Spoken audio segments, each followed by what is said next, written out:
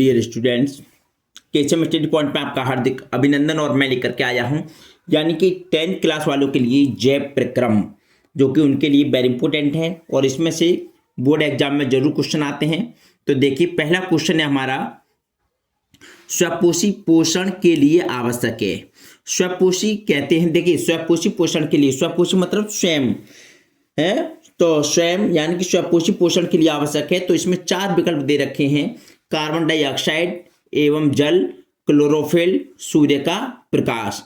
तो ये सभी जो ऑप्शन है ये हमारे ये सभी हैं, यानी कि स्वपोषी पोषण के लिए कार्बन डाइऑक्साइड भी आवश्यक है, जल भी आवश्यक है, क्लोरोफिल भी आवश्यक है, सूर्य का प्रकाश भी आवश्यक है।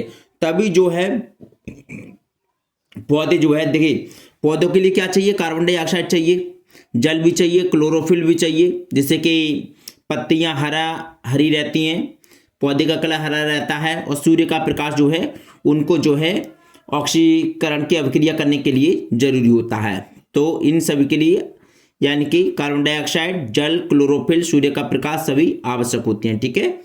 उसके बाद निम्नलिखित में से कौन सा प्रक्रम प्रकाश संश्लेषण के दौरान नहीं होता है? तो ग्लूकोज का पायरुविक अम्ल में वियोजन, यह प्रकाश संश्लेषण द्वारा नहीं होता है, यानी ग्लूकोज का पायरुविक अम्ल में वियोजन। ठीक है। इसके पश्चात हम देखिए नेक्स्ट क्वेश्चन देखते हैं। क्वेश्चन नंबर है 3, यानी कि प्रकाश संश्लेषण प्रक्रम में किसका संश्लेषण नहीं होता है? तो प्रकाश संश्लेषण प्रक्रम में CO2 यानी कि कार्बन डाइऑक्साइड का संश्लेषण नहीं होता है। इसके बाद में हमारा नेक्स्ट क्वेश्चन है, क्वेश्चन नंबर हमारा 4 है, प्रकाश संश्लेषण अभिक्रिया में कौन सा युग्म प्रयुक्त होता है? तो जल तथा कार्बन डाइऑक्साइड, यानी प्रकाश संश्लेषण की जो अभिक्रिया होती है तो उसमें जो है जल तथा कार्बन डाइऑक्साइड युग्म जो प्रयुक्त होता है, जल एवं कार्बन डाइऑक्साइड की, यानी कि सूर्य के प्रकाश होने पर। इसके बाद निम्न में कौन सा परपोषी नहीं है? तो जो मनी प्लांट होता है वो परपोषी नहीं होता है, ये क्या होता है, स्वपोषी होता है। ठीक है। इसके बाद क्लोरोफिल अवशोषित करता है। तो क्लोरोफिल जो अवशोषित करता है वो प्रकाश ऊर्जा को, यानी प्रकाश ऊर्जा को जो है क्लोरोफिल अवशोषित करता है। इसके बाद में हमारा एटीपी तथा NADP 2H का निर्माण होता है क्लोरोप्लास्ट में। किसमें होता है? क्लोरोप्लास्ट में ATP तथा NADP 2H का निर्माण होता है। उसके बाद है हमारा नेक्स्ट क्वेश्चन है, क्वेश्चन नंबर है अगला, रक्षी कोशिकाएं पाई जाती हैं। तो जो रक्षी कोशिकाएं होती हैं वो स्टोमेटा में पाई जाती हैं। किसमें? स्टोमेटा में। उसके बाद है क्लोरोप्लास्ट के ग्रेना में किसका निर्माण होता है? तो क्लोरोप्लास्ट के ग्रेना में किसका निर्माण होता है? ATP एवं NADP.2H का निर्माण होता है। इसके बाद है पादपों में वायु प्रदूषण कम करने की प्रक्रिया है। तो पादपों मतलब पौधों में वायु प्रदूषण कम करने की जो प्रक्रिया है वो है प्रकाश संश्लेषण। वो क्या है? प्रकाश संश्लेषण। ये क्वेश्चन 10 हो गए। और इसके बाद में अगला क्वेश्चन करते हैं। इसके पश्चात देखिए, हरित लवक के स्ट्रोमा में कौन सी क्रिया होती है? जो हरित लवक की स्ट्रोमा होता है उसमें कौन सी क्रिया होती है? तो ये होते हैं अप्रकाशीय अभिक्रिया। अप्रकाशीय अभिक्रिया जो है होती है। उसके बाद प्रकाश संश्लेषण प्रक्रम में ऑक्सीजन किससे उत्पन्न होता है? तो प्रकाश संश्लेषण, देखो प्रकाश संश्लेषण प्रक्रम में जो ऑक्सीजन है, ऑक्सीजन जो है उत्पन्न होती है जल से। किससे? प्रकाश संश्लेषण में जल से क्या होती है, यानी कि ऑक्सीजन उत्पन्न होती है। ठीक है, यानी कि जल से। तभी तो कहते हैं H2O। जल का क्या सूत्र होता है? अणुसूत्र H2O, यानी कि हाइड्रोजन और उससे ऑक्सीजन दोनों क्रिया होती हैं। ठीक है। जठर ग्रंथियां उपस्थित होती हैं। जो जठर ग्रंथियां हैं वो कहाँ होती हैं? वो होती हैं अमाशय में। किसमें होती हैं? अमाशय, यानी कि पेट में जठर ग्रंथियां हैं तभी। और जठराग्नि भी होती है उसी में। पित्त का संश्लेषण होता है। तो पित्त का संश्लेषण होता है, यहाँ पे पित्त रस का स्राव होता है तो ये कहाँ होता है? देखिए पित्त क्या, बहुत सौ क्या आपने सुना होगा, किसी को ऑपरेशन हो जाता है या कोई दिक्कत हो जाती है, पथली हो जाती है तो कहते हैं पित्त में पथली हो गई है।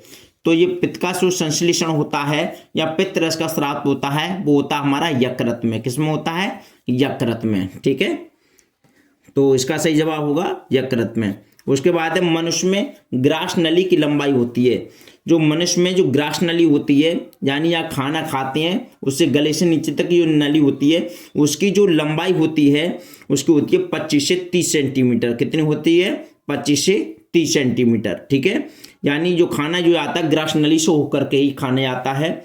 उसके बाद है मनुष्य में दूध के दांतों की संख्या कितनी होती है? तो मनुष्य में दूध के दांतों की संख्या होती है 20, यानी कि 20। ठीक, इसके बाद में यकृत स्रावित करता है। तो यकृत से क्या स्रावित होता है? पित्तरस। क्या स्रावित होता है? पित्तरस स्रावित होता है। उसके बाद में जठर रस, जठर रस स्रावित होता है। तो देखिए ऊपर कर लेते हैं थोड़ा सा, बस देखिए अब क्वेश्चन हमारा जठर रस स्रावित होता है। तो जठर जो रस होता है वो होता है अमाशय में। किसमें होता है? अमाशय में। उसके पश्चात है निम्न में से विटामिन का कौन सा जोड़ा जल में घुलनशील है? तो विटामिन बी तथा सी, विटामिन बी तथा सी का जोड़ा जो है जल में घुलनशील होता है। ठीक है, एक होती है जल में घुलनशील विटामिन होती हैं और एक होती है वसा में घुलनशील। ठीक है, तो उसके पश्चात में देखें 20वां क्वेश्चन देखें, मनुष्य की लार में पाया जाता है तो टाइलिन तथा लाइसोजाइम पाया जाता है। मनुष्य की जो लार में पाया जाता है वो टाइलिन और लाइसोजाइम, ये दोनों जो है मनुष्य की लार में पाए जाते हैं। ठीक, इसके पश्चात क्वेश्चन है हमारा 21, यानी आहार नाल के पेशीय संकुचन को कहते हैं। आहार नाल के पेशीय संकुचन को कहते हैं, तो ये कहते हैं क्रमाकुंचन। क्रमाकुंचन। आहार नाल, आहार नाल क्या है? जिसमें जो खाने की जो नाल होती है, नली होती है, उसको आहार नाल बोलते हैं। आहार नाल के जो पेशीय संकुचन को कहते हैं उसको कहते हैं क्रमाकुंचन। इसके बाद में मनुष्य में लार ग्रंथियों की संख्या होती है, तो होती है 3 जोड़ी, यानी मनुष्य में लार ग्रंथियों की संख्या कितनी होती है? 3 जोड़ी होती है। इसके बाद में कृमि रूपी परिशेषिका, कृमि रूपी परिशेषिका खालिस्तान भाग है, तो किसका है? बड़ी आंत का, जो इसको कोलन भी कहते हैं। क्या कहते हैं? इसको कोलन भी कहते हैं। तो कृमि रूपी परिशेषिका जो भाग है वो बड़ी आंत का भाग है। इसके बाद में ग्रास नली द्वारा ग्रास नली द्वार पर लटकी हुई पत्ती के समान कार्टिलेजी रचना कहलाती है। इसको क्या बोलते हैं हम? एपिग्लोटिस। क्या कहते हैं? एपिग्लोटिस जो है, आपने देखा हो जो ग्रास नली पर लटकी हुई पत्ती के समान क्या होती है, उसको बोलते हैं कार्टिलोजी। जैसे आपने देखा तो मुंह खोल करके देखते हैं तो लटका हुआ से जो मिलता है उसको बोलते हैं एपिग्लोटिस। क्या बोलते हैं उसको? एपिग्लोटिस। उसके पश्चात हमारा मनुष्य के प्रत्येक जबड़े में चवरणक दांतों की संख्या होती है। तो मनुष्य के जबड़े में जो है चवरणक दांतों की संख्या होती है वो 6 होती है। और मनुष्य की सबसे जो मजबूत हड्डी होती है वो जबड़े की होती है। ठीक है, सबसे मजबूत हड्डी मनुष्य के शरीर की होती है वो जबड़े की होती है। और इसमें जो चवरणक दांतों की संख्या जिनसे भोजन चबा जाता है उनकी 6 संख्या होती है। इसके बाद है किण्वन के संबंध में निम्न में से कौन सा कथन सत्य नहीं है? तो यह प्रक्रम माइटोकांड्रिया से पूर्ण होता है, ये कथन जो है इसमें सही नहीं है। इसके बाद में कूपिका यानी कि वायु कोष्टिका पाई जाती है। तो कूपिका यानी कि वायु कोष्टिका ये कहाँ पाई जाती है? फेफड़ों में, फेफड़ों में पाई जाती है। इसके बाद में ग्लाइकोलाइसिस की प्रक्रिया संपन्न होती है। तो ग्लाइकोलाइसिस की जो प्रक्रिया है वो कोशिका द्रव में संपन्न होती है। किसमें होती है? कोशिका द्रव में संपन्न होती है। इसके बाद में ग्लाइकोजेनेसिस क्रिया में बनता है। तो ग्लाइकोजेनेसिस क्रिया में जो बनता है वो ग्लूकोज बनता है। क्या बनता है? ग्लूकोज। इसके बाद में ग्लाइकोलाइसिस के अंत में कितने एटीपी अणुओं का लाभ होता है? तो ग्लाइकोलाइसिस के अंत में यानी कि 2 एटीपी अणुओं का लाभ होता है। कितने? 2 एटीपी अणुओं का लाभ होता है। ये हो गया हमारे क्वेश्चन 30 क्वेश्चन हो गए। अगर वीडियो पसंद आ रही है तो साथ में लाइक करते हुए भी चलें। क्वेश्चन नंबर देखिए 31, पादपों में जाइलम का कार्य होता है, या पौधों में जाइलम किसके लिए उत्तरदायी होता है? जो जल का परिवहन, जो नीचे का जल ऊपर पौधों में जो पूर्ति करता है, या नीचे का जल पौधों के पौधों के लिए ऊपर तक, पत्तियों के ऊपर पूरे पेड़ में पहुंचाने का जो काम करता है वो करता है जाइलम। क्या काम करता है? जाइलम, यानी जल का परिवहन। उसके बाद है पौधों में जड़ों द्वारा अवशोषित जल एवं खनिज लवणों का परिवहन होता है। तो ये किसके द्वारा होता है? जाइलम द्वारा। ये जाइलम का ही काम होता है कि नीचे जड़ों से लेकर के ऊपर तक जो पानी पहुंचाने का काम होता है पौधे के लिए, वो जाइलम का काम होता है। इसके बाद है पादपों में जल के परिवहन के लिए होता है। तो पादपों में जल के परिवहन के लिए क्या होता है? जाइलम होता है। सही है। देखो कई तरह से ये क्वेश्चन हो गया, और ये क्वेश्चन जो है जाइलम का अधिकतर पेपरों में आता है, आपको याद होना चाहिए अच्छी तरीके से। उसके पश्चात है हमारा क्वेश्चन नंबर 34। क्वेश्चन नंबर है 34, यानी पौधों में जाइलम उत्तरदायी है किसका? जल का बहन के लिए। फ्लोएम द्वारा भोजन का स्थानांतरण होता है। तो सुक्रोज के रूप में, किसके रूप में? सुक्रोज के रूप में जो है फ्लोएम द्वारा भोजन का स्थानांतरण होता है। उसके बाद पौधों में भोजन का स्थानांतरण होता है फ्लोएम द्वारा, यानी पौधों में भोजन का स्थानांतरण होता है तो फ्लोएम द्वारा, और जल का स्थानांतरण होता है जाइलम द्वारा। इसके बाद है डिक्सन और जॉली किससे संबंधित हैं? तो ये हैं हमारे रसारोहण से संबंधित। किससे? रसा और रोहण से संबंधित हैं। इसके बाद में हमारा नेक्स्ट क्वेश्चन है, देखिए, स्वस्थ मनुष्य में सामान्य रक्त दाब होता है, जो बीपी कहते हैं इसको। तो स्वस्थ मनुष्य में रक्त दाब होता है 120 और 80। नीचे का बीपी होगा 80 होगा, और ऊपर का कितना है? 120। ये एक स्वस्थ मनुष्य का बीपी होता है। किसी का बीपी जब चेक करते हैं हम, तो उसमें जो है नॉर्मल व्यक्ति का, स्वस्थ व्यक्ति का 120 होता है ऊपर का, और नीचे का होता है 80।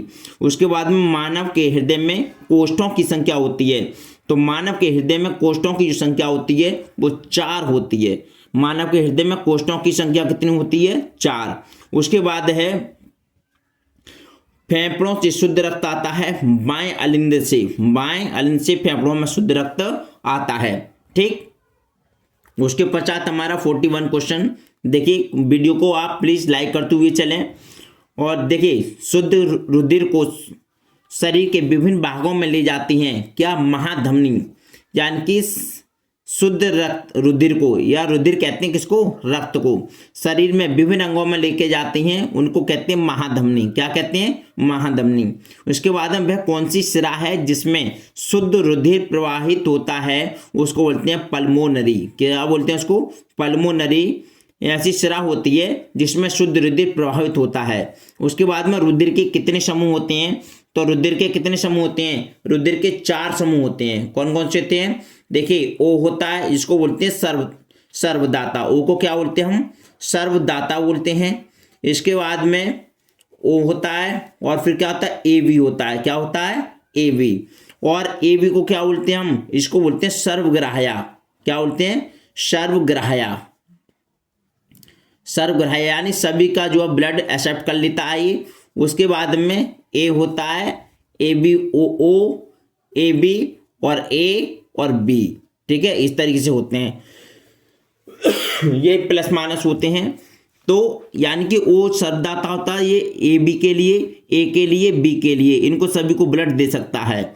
और AB जो है सभी का ब्लड ग्रहण कर सकता है, चाहे A का हो, चाहे B का हो, चाहे इसका O का हो। ठीक है। इसके बाद में रक्त का लाल रंग किसकी उपस्थिति के कारण होता है? तो रक्त का जो लाल रंग है वो किसकी उपस्थिति के कारण होता है? हीम के। हीम के कारण जो है रक्त का रंग जो है कैसा होता है? लाल होता है। ठीक। इसके बाद में है लसिका में नहीं पाई जाती है। लसिका में नहीं पाई जाती है, तो लाल रुधिर कणिकाएं लसिका में नहीं पाई जाती हैं। मनुष्य में वृक्क एक तंत्र का भाग है जो संबंधित हैं उत्सर्जन से। किससे संबंधित हैं? जो वृक्क होते हैं ये क्या है? एक तंत्र का भाग है जो संबंधित होते हैं उत्सर्जन से संबंधित होते हैं। यूरिया को अमोनिया में कौन परिवर्तित करता है? तो यूरिया को अमोनिया में परिवर्तित करता है वो करता है यकृत। कौन करता है? यकृत। इसके पश्चात वृक्क नलिका संबंधित होती है। तो वृक्क नलिका संबंधित होती है उत्सर्जन से होती है। किससे होती है? उत्सर्जन से। उसके बाद में है बोमेन संपुट, यानी कि बोमेन संपुट किसका भाग है? बोमेन संपुट किसका भाग है? तो ये वृक्क नलिका का भाग है। किसका? वृक्क नलिका का। उसके बाद है मूत्र निर्माण होता है वृक्क में। मूत्र निर्माण किसमें होता है? वृक्क में होता है। मैं समझता हूँ क्वेश्चन आपको पसंद आए होंगे अच्छी तरीके से। अगर वीडियो पसंद आए तो प्लीज वीडियो को जो है आप लाइक कीजिए और कमेंट कीजिए और शेयर भी कीजिए। देखिए इसके बाद में हम यानी कि ये क्वेश्चन हमारे टोटल कितने हो गए? 50 क्वेश्चन। अभी और क्वेश्चन है, उसके बाद अभी और करते हैं। अब अगला क्वेश्चन है 51। देखिए कोश की प्रक्रम में ऊर्जा मुद्रा है, तो ये क्या है? एटीपी। क्या है? एटीपी।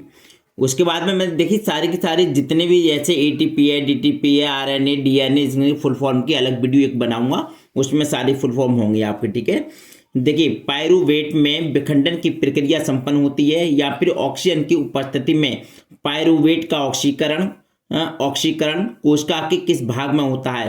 तो ये होता है माइटोकॉन्ड्रिया में। किस में होता है? माइटोकॉन्ड्रिया में। उसके बाद है मनुष्य में वृक्क किस तंत्र से संबंधित है? तो ये है उत्सर्जन से संबंधित। किससे है? उत्सर्जन से संबंधित है। इसके पश्चात में देखते हैं हम